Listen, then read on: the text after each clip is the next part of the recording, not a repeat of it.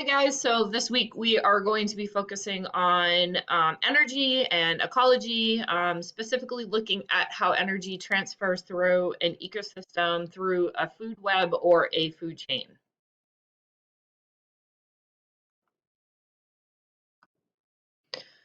All right, so one of the things that we always talk about is the fact that matter and energy cannot be created or destroyed. It just gets transferred from one spot to the next. And with every transfer, you have a decrease of the efficiency of the energy. So this is true for ecosystems. So energy flows from producer to consumer. And with each trophic level transition, some of that energy is used by the organism for cell growth, cell respiration. Heat is given off of that. You have waste elimination. So only a part of the energy of that consumer of that trophic level gets passed on to the next.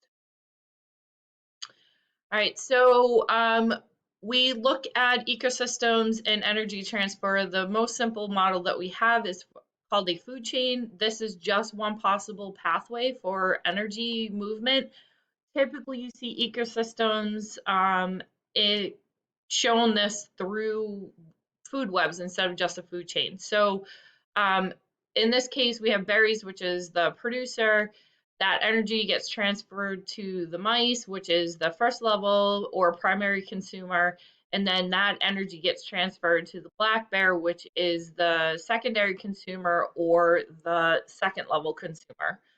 All of this energy gets decomposed by a decomposer, so that's why the arrows are all pointing to the worm. The arrow is in the direction that energy is transferred. So the energy goes from the berries to the mice. If you can imagine that the arrow is pointing into the mouth of the next organism, that should help remember which direction that the arrows go in. So these are all the different levels that we have for a food web or a food chain. You have producer, which is the one that makes food from sunlight. So in this case, plants. The plants are then consumed by a primary consumer or a first level consumer. Secondary level consumers then consume primary consumers, and then tertiary or third level consumers consume secondary consumers. Oops. All right, like I said at the beginning, not all the energy gets passed on to the next level. So if you can imagine that berries, if we have 100 calories that are available in the berries, only 10% of that gets passed on to the mouse. So that means at this level, they only have 10 calories available to them. And then 10% of that one gets passed on to the hawk, which is 1 calorie. So how you figure this out, if we're using bases of 10%, you're just basically removing the zero as it decreases. All right, so food webs are all possible feeding relationships. As you can see with this one, the producers are on the top. It honestly doesn't matter where these things are listed. What matters is where the arrows are connecting. So energy goes from the grass to the grasshoppers. It goes from the berries to the mouse. So you can see that the arrow starts at the producer and points to what it is consuming. So if you actually look at this, it shows that there's possibility for organisms to actually occupy more than one trophic level. So for example, black bear, because they're omnivores and they eat both producers and consumers, they can actually occupy more than one trophic level. So how do you actually figure this out? So in this case, black bears could be a primary consumer or a first level consumer. And how I know this is because there is an arrow, one arrow, that connects it to a producer. It can also be a secondary consumer. And the reason why I know this is because the black bear can eat a mouse. A mouse is a primary consumer. So how many arrows are used to connect the black bear back to the berries? You have one, two. So it's a secondary consumer. If we're talking about the hawk, we can say that the hawk is a third level consumer. Oh, sorry, nope.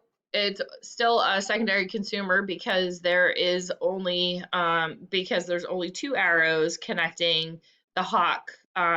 So we have the squirrel, which then eats the acorn. Acorn is a plant, so you have one, two arrows pointing to it.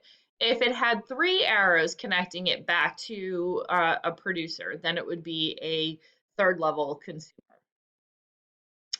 We can also show energy based on ecological pyramids. We have three different ones. They basically show the same thing as a food web, and this is where labels come into play. So we have pyramid of energy, which shows the amount of energy at each trophic level. We know this because it will either be listed as kcalorie or joule. Pyramid biomass is the amount of mass that is at each trophic level, and we know this because the units of mass are going to be connected to the numbers. And then pyramid of numbers, which basically is the number of organisms at each trophic level, there is no label for that one.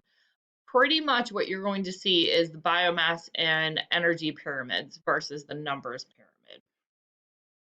So this is an example of a energy pyramid. So I know this because of the unit labels right here.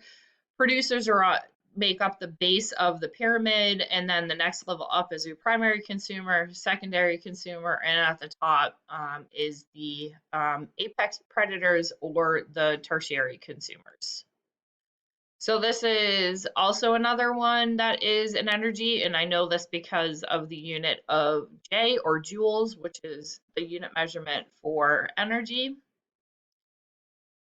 And this one, if you notice that there are no units labeled with this, so this would be a numbers pyramid of numbers. All right, so we're just going to review the symbiotic feeding relationships from last week. So we have four different ones. You have predator-prey, mutualism, commensalism, and parasitism. So this is predator-prey. So this lynx is going after the rabbit. So this is a defined relationship between these two organisms. This is mutualism. So this is a butterfly going after nectar in a plant. So the plant benefits from this because the pollen is then transferred to other plants to help with reproduction.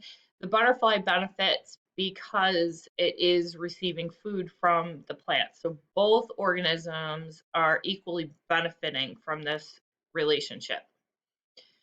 Commensalism, this is where one organism benefits and the other one is not harmed or impacted in any way. So this is a sea anemone and a clownfish. So the clownfish is protected by the sea anemone, and the clownfish presence, the sea anemone is going to survive regardless if the clown is, or the, if the clownfish is in it or not. And then the last one is parasitism. This is a picture of a tick. So pretty much everybody knows what they do. They suck blood from mammals. And so when you have a tick, you actually are harmed. It can make you sick. Deer or other types of mammals, if they are covered in them, they can actually make them really, really sick and weaken their immune system. All right, so that is this week's lesson. So you want to proceed through all of the Edpuzzle videos and you want to do the project on food webs, and you also want to finish up your ecological succession projects this week. If you have any problems or if you have any questions, please email me, and also check to see if I have any virtual drop-ins. I'm going to start doing that. So if you want to have a face-to-face meeting, I'm going to be hosting those 1 hour in the morning and 1 hour in the afternoon. Just check the times for that. All right, and I will see you guys soon.